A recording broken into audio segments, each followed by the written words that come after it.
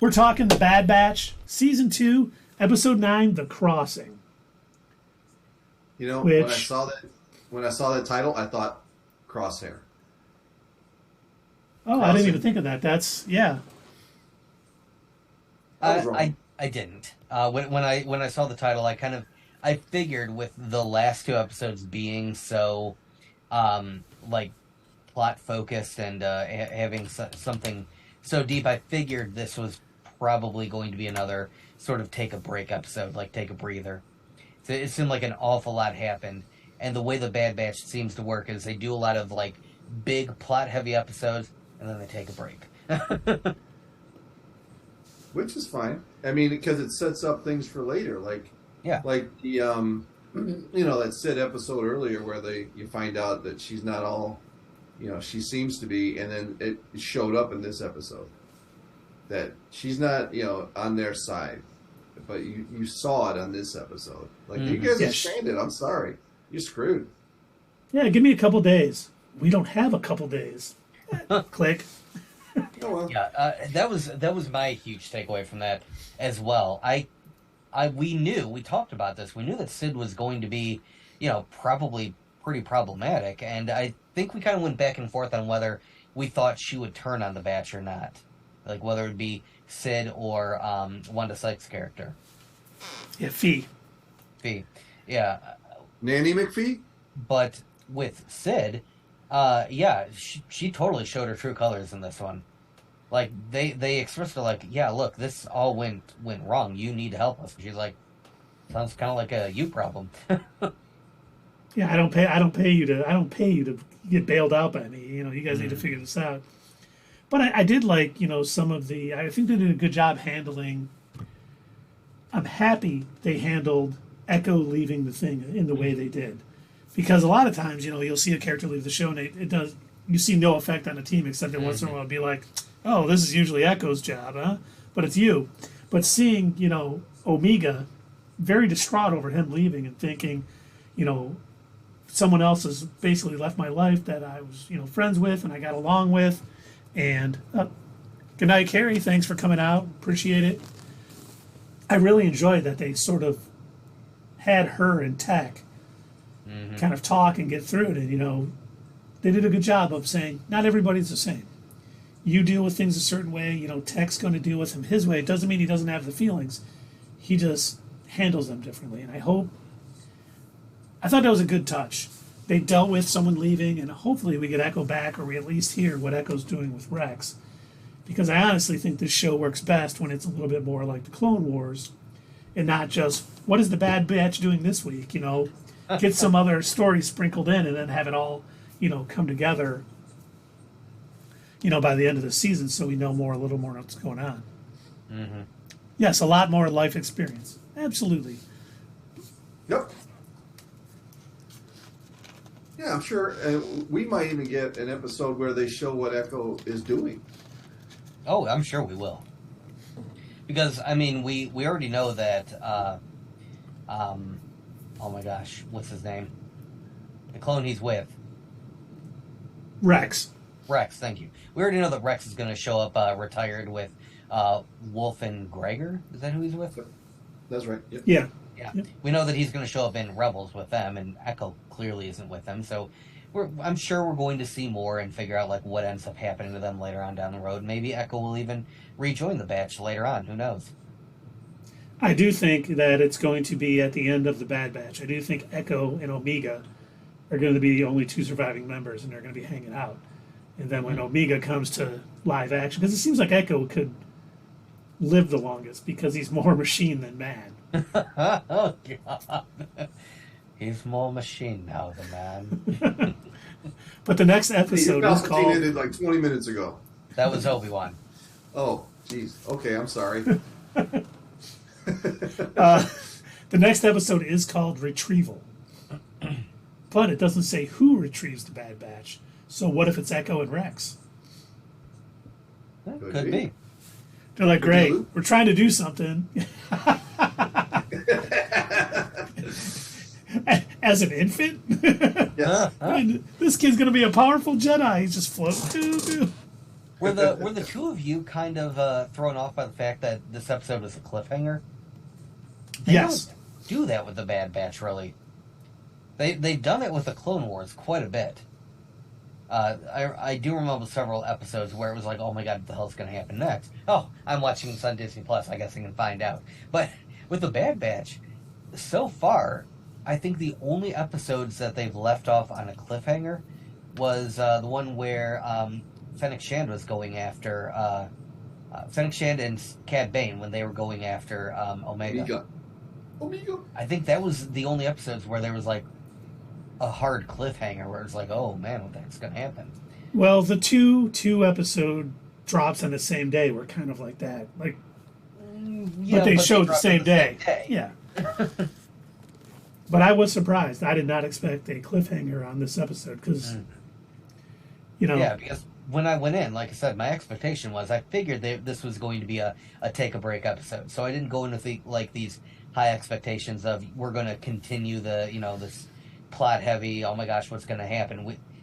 We literally just had an episode where Emperor Palpatine shows up and is like, and yes, we can't trust the clones because they're responsible and all they do is follow orders, and so therefore we will pass this bill. And this is how democracy dies, with thunderous applause.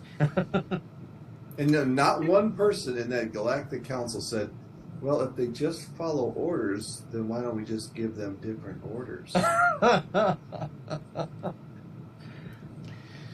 And yeah, the last two episodes of season 2 is March 29th. We get 15 and 16 dropped, and it's The Summit and Plan 99. And 99. So I wonder, a bit of a theory about that. I wonder if we're going to find out that there was some secret plan embedded in the chips of the Bad Batch all along. Something special that the cloners had in mind for them, separate from, what the Emperor and the Republic had planned. But since they've taken their chips out, right? Right. I was gonna say, I know they don't have their chips anymore, but I'm just curious, like, what was the secret plan maybe that the cloners had for them, like as a backup in a way, in the event, because they knew that Order 66 was being embedded in the chips of everybody else. And so I think they had this idea, okay, this is going to go south really quick. We need to have a contingency in place. No, I like that. Like, they knew it's... Because Palpatine always had plans on plans on plans, so there very well could have been, hey, we're making these almost super clones. Yep. And they're going to have a little different orders. Yep. Buddy Peppa Palpatine.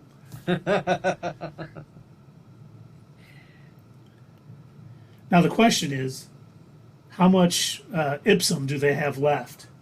And is it enough to get Sid? Because I noticed they didn't tell her, hey, we got a crap, and we not only have a bunch of Ipsum on us that we were able to mine, we found a cave with a lot of it. I bet she could have found a ship a little quicker if they would have told her that little nugget of information. Well, if it's like every other Bad Batch treasure hunt episode, they have none of it left. Yeah. If you think about it, the first two episodes, we need to get the wool cheesed. They didn't get the wool cheesed. And then, spoiler alert for... for the first two episodes of the season, they didn't get the treasure. And it seems like that's the case every single time they do one of these. We need to, get all the money, and we need to somehow walk away rich. They don't. Every time they give them a chance. That's true. But one of these times they're going to cash in. But I kept wondering, too, as they were in that second cave, okay, who owns that one? Are we going to have some people a little upset with them that they went into someone else's property and basically were taking out all of their, expensive Ipsum? Is it Ipsium? Maybe it's Ipsium. Yeah. I think it's funny how there's yet another mineral that's highly explosive, just like the I can't remember the name of it in the Mandalorian episode, where Din Djarin had to remove his helmet in order to get his face scanned. They also had a volatile mineral that they were driving around and they couldn't move too fast or it would blow up. Was it Ipsium? It was not. It was something different. That's what I'm saying. I think it's funny that there's a wholly separate chemical that like has the same kind of properties. Well, all over the galaxy, there's a lot of different explosives. Thanks for playing. We'll be back next week. This has been Biff Sparkle. You looking it up, Keith? Oh, yeah, I'm trying to. It was like Ridium or Ridian. It was sort of an R. Hey, fatherly fandom. Oh, it's Rididium. Rididium. I knew there was an R. R. Yeah, I remember that. When they have the Nerf nuggets, do they come with the Szechuan dipping sauce? They certainly do. And Rick and Morty is playing right now. There. That was those were dark times in the Rick and Morty fandom. Have any of you tried the Szechuan sauce? What's that, Keith? It's have you guys? Amazing. Is it really? No. I said I hear it is. Oh yeah. I went when they re-released it. I went to the Happy Donald's, as my son calls it. Huh. I was like, "Hey, let's get Happy Donald's tonight." And everyone's like, "Why is Dad saying we should get it?" I'm like, "Do you got any Szechuan sauce?" They're like, "No, that's only at select stores." I'm like, "How do you become a select store? Damn it!" I remember telling one of our coworkers at the time when that episode had aired, I'm like, yeah, I think I'm going to go up to McDonald's. I'm going to see if I can get some. And then I started seeing the YouTube videos popping up talking about like how these people were acting at McDonald's and throwing themselves on the floor and jumping around and acting, insane. I'm just like, never mind. I want nothing to do with that. I am not going to ask for it. That was a bad idea. Yes, it was. I didn't know that before I asked.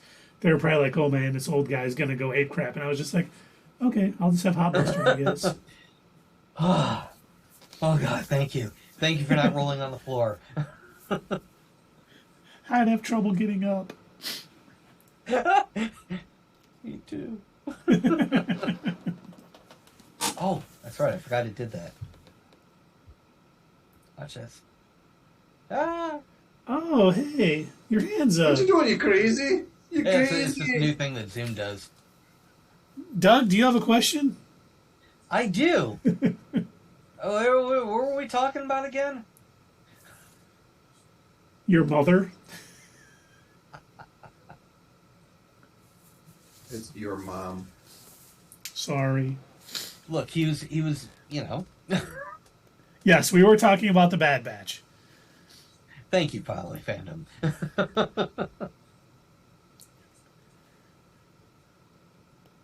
And I honestly don't even know what's next for the Bad Batch. Ooh.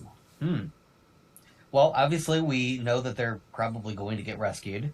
The theory that you had, Keith, was that you think it's going to be Rex and Echo.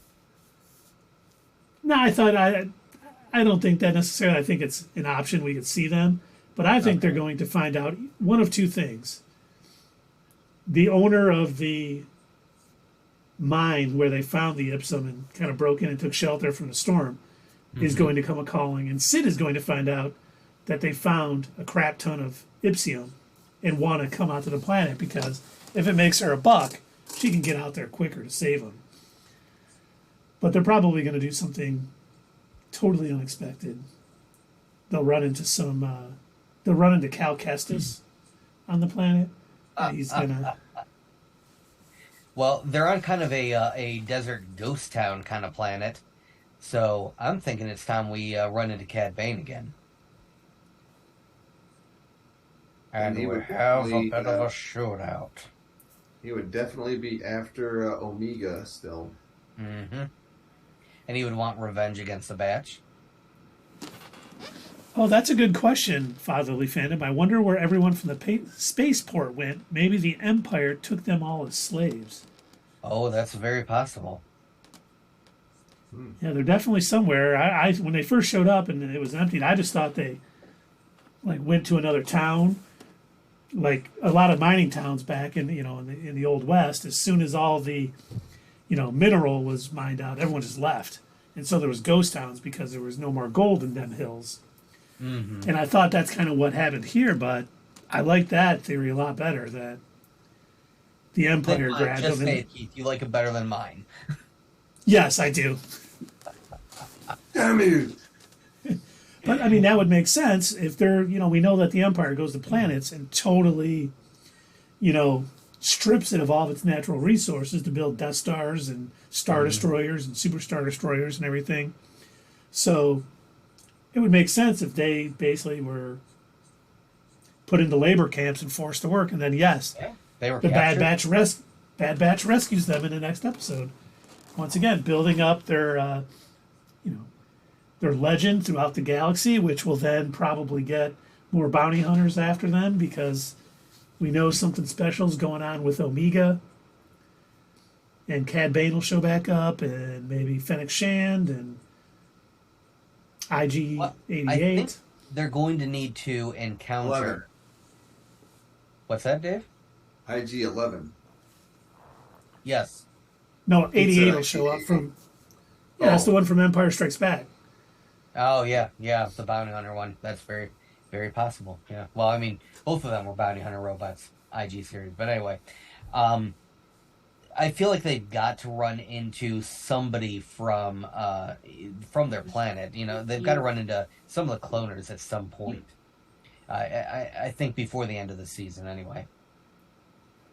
Whether it's because they get captured by the Empire and they're locked up, and maybe in a cell across from them happens to be, somebody who happened to make it through the bombardment. Or how funny would it be, how messed up would it be if it ends up that they have to work with the Admiral that just got arrested in the previous episode. Oh, yeah, Rampart. I'm sure he's That would be little interesting. pieces all over the galaxy by now. What's that? I said I'm sure he's in little pieces all over the galaxy by now.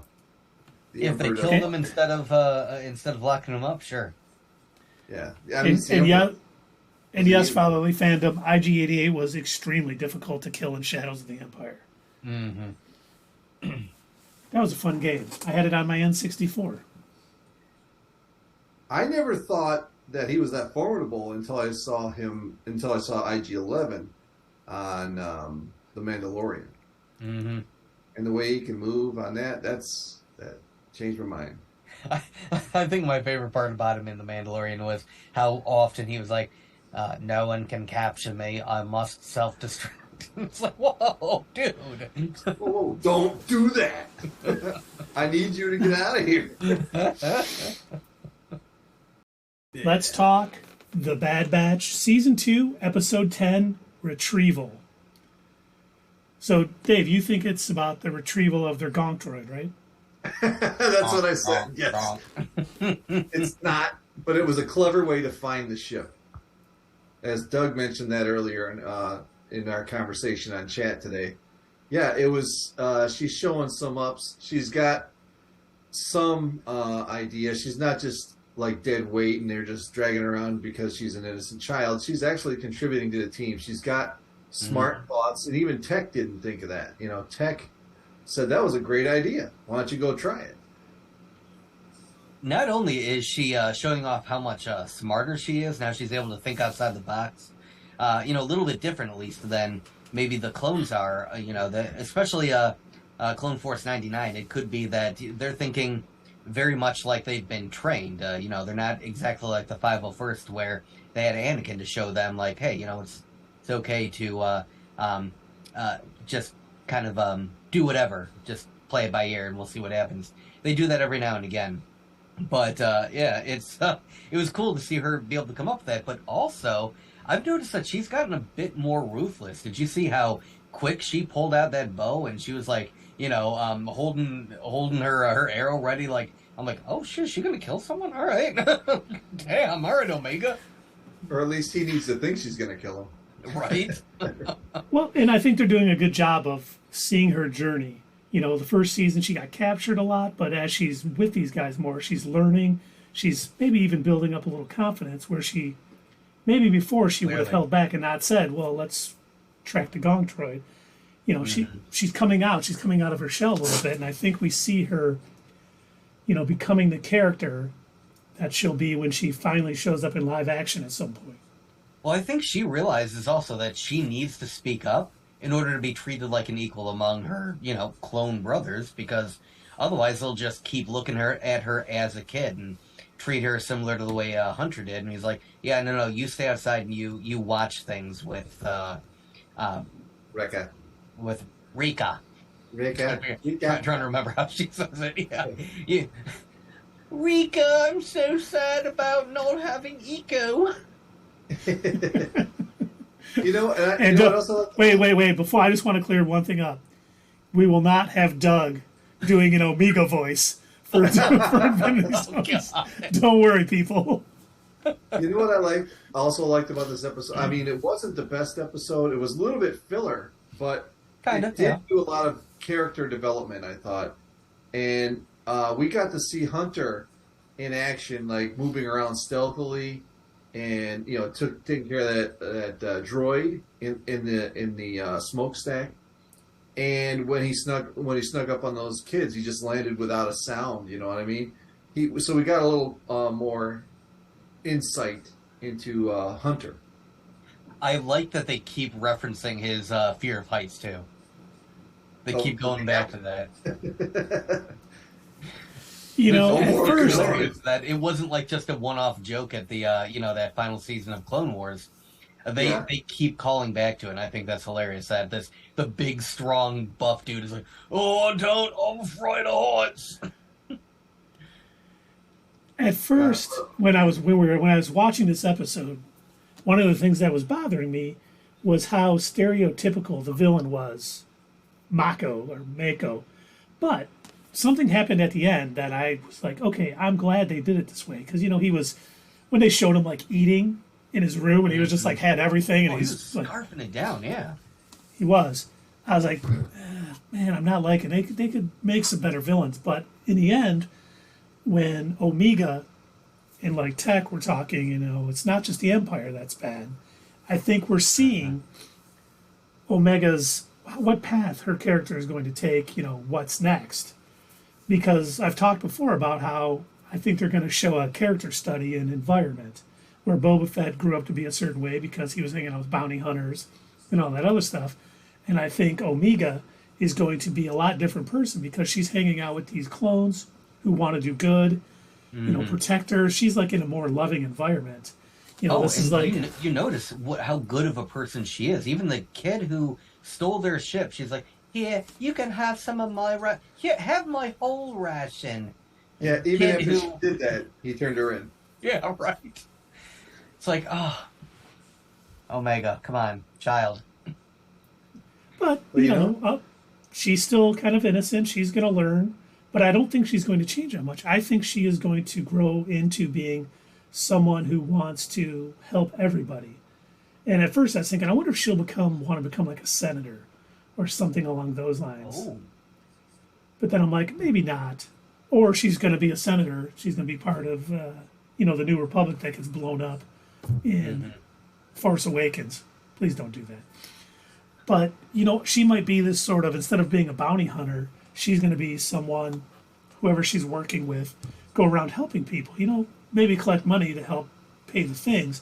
But I think she's going to be more about helping people and doing the right thing than just doing what's, pays the most.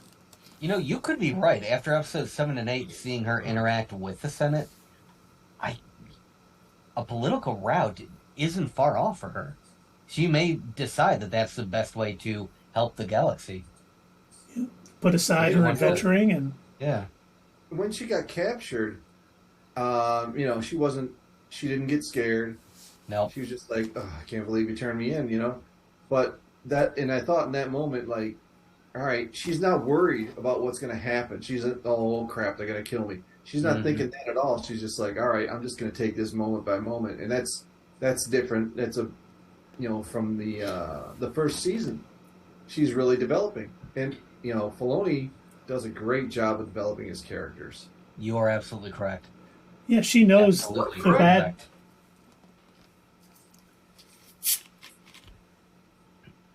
But you know what that also really drove home as she got tossed over? Her trust in the batch. Again, speaking to what you just said, Dave, she wasn't afraid.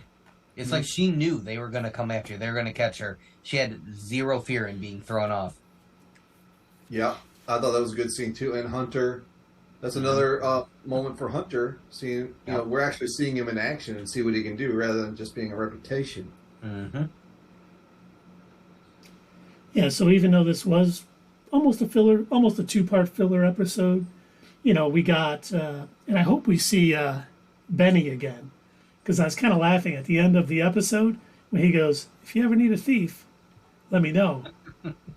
And he could be a scoundrel. That helps him at some point, you know, kind of be their Han Solo character who, you know, has maybe done some things outside of the law, but maybe wants to help down the line. Because after, you know, finding out that they were all being ripped off by this guy making millions, when he was saying, "I'll do whatever for my crew," you know, "I know my crew's not going to go hungry. Here's some morsels and stuff." You know, he may end up sort of helping them out and wanting to do good outside of his group too, because good was done to him. It's almost like paying it forward.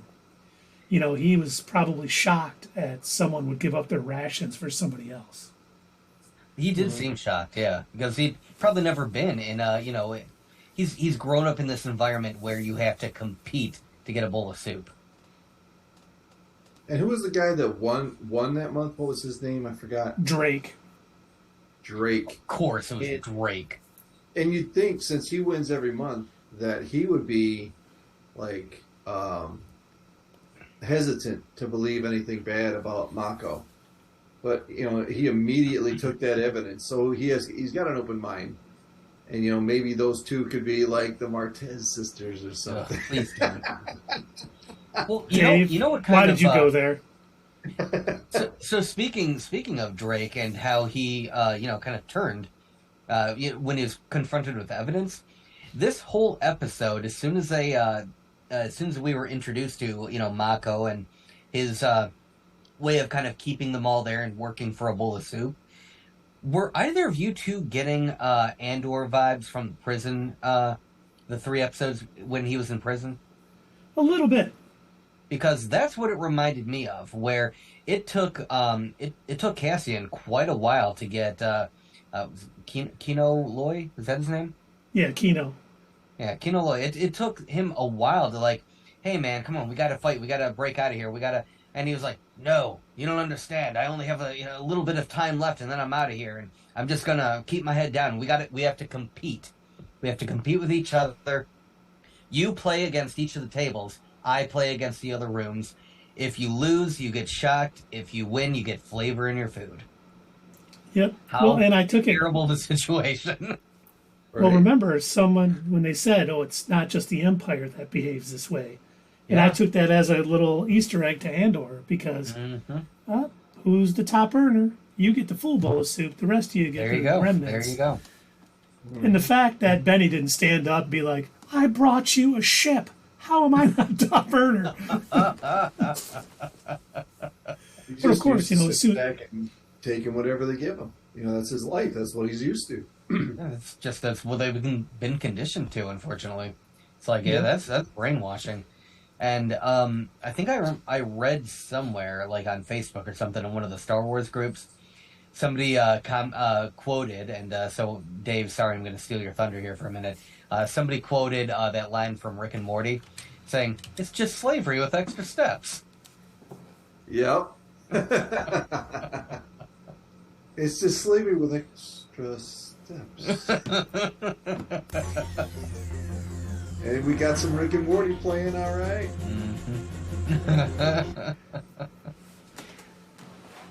Sierra's here. Nice to see you. Awesome. Good. She said she'll be here the whole time. Nice. Excellent. Always a pleasure to have Sierra here. You know, we find out, you know, even when he turns in Omega, you know, he's not like, "Hey, here's some food, here's this." He's like, "You may be a top earner someday." Maybe, right. And because he's so conditioned, that's like, to him, that's like, oh my God, I did the right thing. I may be top earner one day. And it's like, man, you see that behavior, and you're just like, he's conditioning these kids. You think, how can they fall for it? But when that behavior is consistent, and that's all they know, it works. Makes you angry. You're like, oh man, Omega. I was glad that he fell into the Ipsium at the end of that, and I would assume perished, because that guy totally deserved it. He was like, oh my God, I can't remember his name from Game of Thrones, the boy king. Oh, the one who jumped out the window? No. Oh. He was the bastard child of. He got poisoned. Oh my God! I cannot believe I can't remember. Joffrey. Yeah, Joffrey. Yes. Sorry, spoilers for Game of Thrones. But yeah, Joffrey. It was like almost when that happened to Joffrey. It was nice when he fell. I was just like, I feel bad saying this, but yes, man, that guy deserved it. Such a God. Joffrey was a little shit though, so he deserved it. 100%. Watch the language. So I have a I don't know if I want to call this a theory. I don't really know what I want to call this, but like just something that I noticed, and it kind of goes back to a little bit of what we were talking about the last episode, where we were kind of mentioning like, hey, maybe we need to keep an eye on Sid. She's really starting to show her true colors, right? Mm-hmm. So Keith brought up how Mako was, behind closed doors. He's like just engorging on all this food, and it's like he can't swallow quick enough to, like, I drink this soup, eat this, chicken wet leg, whatever. I was starting to sit there thinking, I'm like, I don't know if this is meant to be, but to me it came off like an allegory for Sid in a way, where Sid is just like constantly consuming the profits as quick as she can. And, the Bad Batch is in trouble? Oh, well, whatever. I don't care. As long as I'm earning, I need to make more. And I'm not going to go to their rescue, but I'm going to keep forcing them to go out and do things for me. And I kept thinking about that holo call that they had with her, where she's like, well, that's not really my problem. And they literally had to, like, hold it over her head. They had to remind her, look, who got you out of that jam? Who helped settle your bed? Who did this for you? And she's like, okay, fine. I'll see what I can do. Maybe in the next couple of days, kind of like what Mako did. Saying you might be a top earner. And so I'm like, did they do that on purpose, or am I looking too much into it? No, I think they did. I think it's going to help open Omega's eyes to who Sid really is. Because when they called Sid, she was totally Dr. Cox from Scrubs. Oh, wait. You've got a problem, and you're bringing it to me to make it my problem. Well, now we've got a problem. She was like so upset that, hey, I ain't coming out. And I think seeing how this guy treated his kids in the mine is going to open up, especially, I don't think any of the Bad Batch are really fooled by her. They know probably who she is. But I think it'll open Omega's eyes a little bit to who Sid really is. Well, I think we may see a confrontation. It's kind of how Grief Karga started off on The Mandalorian. He didn't care about anybody either. And then, Mando earned his respect, and now he'll do anything for Mando. Mm-hmm. That's very true. And in fact, he was ready to, turn on Mando until Grogu saved his life. And then all of a sudden it's like, I'm a dick, aren't I? I'm the baddie, aren't I? Are we the baddies? Yes. But, and just talking about what's next. The next episode is titled Metamorphosis. And I wonder if this might be referring to Omega a little bit and her coming out of her shell, being a little more confident, but also realizing... using the Force. It's about a caterpillar. No, Dave, I got one better. It's about Wrecker forming a cocoon and then emerging looking for beautiful wings. I can fly! I'm not afraid of heights anymore.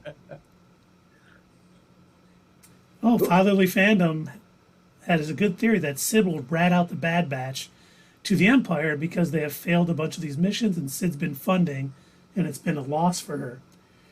I think it's going to wait a little while longer because they're going to do. I think their missions are going to start gearing more towards anti-Empire and helping people. And once the Empire realizes they're still out there, I think the bounty for them is going to go up. And that's when Sid will be like, you know what? I'm not really making as much money off these guys as I should. It's time to cash in and make as much as I can. So I think you're absolutely right, Fatherly Fandom. You know, at the end, though, they did get their Ipsium. Yeah. And I could literally hear her uttering that line. Sorry, fellas, you're just not profitable. As she's counting her Imperial credits. Right. I hope when they get back, she's like, you tell me you need help. You didn't bother telling me you're on your way back. I've got ships flying out to you guys. You know, she'll try to make it seem like she was doing a bunch of work to pick them up. An Imperial ship. Ooh, we could be getting your theory sooner than possible. Ooh, what is really next? So Sid is the metamorphosis into an Imperial governor of Ord Martell. Oh, God. But she's still going to have wings. Moff Sid. And then we'll have Fee come out. Sid is short for Sidious. It's actually... Whoa, blew your mind. You did, because as soon as she becomes Moff Sidious, Darth Sidious is coming after her. And don't forget to hit us up at Twitter, leave a comment down below, and we will see you next time on Not Your Status Quo.